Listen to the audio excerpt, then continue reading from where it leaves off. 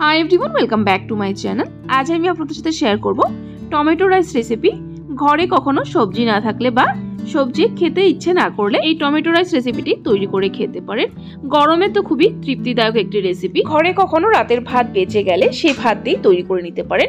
খুবই সহজ এবং সাধারণ একটি রেসিপি। ঘরে থাকা কিছু সাধারণ উপকরণ দিয়ে তৈরি করে নেওয়া যায়। তো কিভাবে তৈরি করা হয় এই টমেটো রাইস, চলুন দেখে নেওয়া যাক আমার আজকের এই ভিডিওটি। আজকের এই টমেটো রাইস রেসিপিটি আমি রাতের বেঁচে যাওয়া ভাত দিয়ে তৈরি করে দেখাবো। আপনারা চাইলে গরম ভাত দিয়েও তৈরি করতে পারেন এই টমেটো রাইস। তো চলুন রান্নাটা শুরু করা যাক। তার জন্য এখানে গ্যাসের ফ্লেম জ্বালিয়ে একটা কড়াই বসিয়ে দিয়েছি। এর মধ্যে দিয়ে দিলাম 2 টেবিলস্পুন পরিমাণ ঘি। এই টমেটো রাইসটা কিন্তু ঘি দিয়ে বানালে খেতে বেশি ভালো হয়। যদি আপনারা ঘি দিয়ে বানাতে না চান তাহলে সাদা তেল দিয়ে বানিয়ে নিতে পারেন। ঘিটা গরম হয়ে গেলে এর মধ্যে 1 মুঠোর মতো কাজু কিশমিশ ফ্রাই করে নেব আগে। এই টমেটো রাইসে কাজু কিশমিশ দেওয়াটা কিন্তু একদমই অপশনাল, যদি পছন্দ করেন তবেই দেবেন, কিন্তু দিলে দেখতে ভালো লাগে টমেটো রাইসটা। দেখুন এদিকে আমার কাজু কিশমিশ ফ্রাই করে নেওয়া হয়ে গেছে, নামিয়ে নিচ্ছি আলাদা পাত্রে। তো চলুন বন্ধুরা ফাইনাল রান্নাটা শুরু করা যাক। সেম ঘিতে দিয়ে দিলাম একটা তেজপাতা চিড়ে, আর দিয়ে দিলাম 2টো শুকনো লঙ্কা। তার সাথে কিছু গোটা গরম মশলা দেবো। এখানে দিয়ে দিলাম লং, দালচিনি আর ছোট এলাচ। গোটা গরম মশলাটাকে ভালো করে ভেজে নেব 10 থেকে 15 সেকেন্ড সময় নিয়ে। সো দেখুন বন্ধুরা গোটা গরম মশলাটা ভেজে নিয়েছি। এখন এর মধ্যে ফোড়নে দিয়ে দিব 1 টিস্পুন পরিমাণ কালো সর্ষে। সর্ষেটাকেও একটু সময় ভেজে নেব। সো দেখুন বন্ধুরা সর্ষেটা ভেজে নিয়েছি। এখন এর মধ্যে অ্যাড করব 3টে মিডিয়াম সাইজের লাল টমেটোর পেস্ট। টমেটো পেস্ট করার সময় 2টো বড় টুকরো রয়ে গেছে টমেটো, কিছু হবে না, সেটা কিন্তু কুক করলে টমেটো গলে যাবে। টমেটোর পেস্টটাকে দিয়ে কুক করে নেব যতক্ষণ না টমেটোর কাঁচা ভাব চলে যাচ্ছে।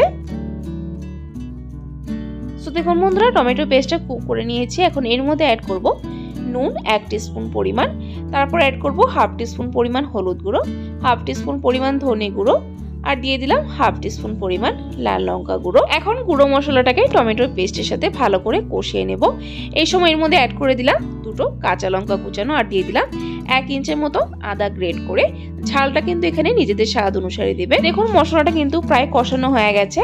এই সময় এর মধ্যে একটা বড় সাইজের টমেটো এইভাবে একটু বড় টুকরো করে কেটে দিয়ে দিলাম। যেহেতু টমেটো রাইস একটু টমেটোর বড় টুকরো থাকলে দেখতে ভালো লাগে। টমেটোটা দেওয়ার পর ভালো করে নেড়েচেড়ে মিক্স করে নেব মশলার সাথে। টমেটো দেওয়ার পর কিন্তু বেশি সময় কুক করার প্রয়োজন নেই।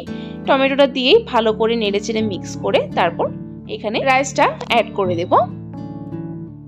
দেখুন রাইসটা দিয়ে দিয়েছি। এখন ভালো করে মশলার সাথে মিক্স করে নেব। আর একটা কথা মাথায় রাখতে হবে, টমেটো রাইস বানানোর সময় কিন্তু রাইসটা যেন একদম ঝরঝরে হয়। সো দেখুন বন্ধুরা ভালো করে নেড়েচেড়ে মিক্স করে নিয়েছি। এখন এর মধ্যে অ্যাড করব নুন। নুন আগেও দেওয়া হয়েছে, টেস্ট করে প্রয়োজন অনুসারে নুনটা দেবেন।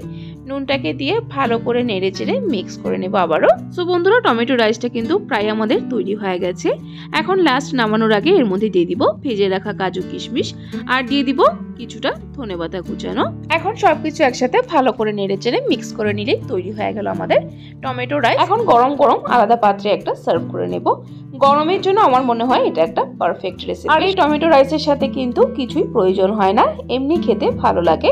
ঠান্ডা হলেও কিন্তু এই টমেটো রাইসটা খেতে দুর্দান্ত লাগে। তো বন্ধুরা আমার আজকের এই টমেটো রাইস রেসিপিটি আপনাদের কাছে কেমন লাগলো অবশ্যই কমেন্ট করে কমেন্ট বক্সে জানাবেন। যদি ভালো লেগে থাকে তাহলে কিন্তু একটা লাইক অবশ্যই দিয়ে দিবেন। আরও এরকম নিত্য নতুন রেসিপির আপডেট পাওয়ার জন্য আমার চ্যানেলটাকে সাবস্ক্রাইব করে দিবেন। সাবস্ক্রাইব করে পাশে থাকা বেল আইকনটা ক্লিক করে অল করে দিবেন, তাহলে আমার চ্যানেলে যখনই কোনো নতুন রেসিপি আসবে নোটিফিকেশন আপনাদের কাছে পৌঁছে যাবে। ভিডিওটি যদি ফেসবুক থেকে দেখছেন তাহলে পেজটিকে অবশ্যই ফলো করে দিবেন। ভিডিওটি সম্পূর্ণ দেখার জন্য অসংখ্য ধন্যবাদ। ভালো থাকবেন, সুস্থ থাকবেন।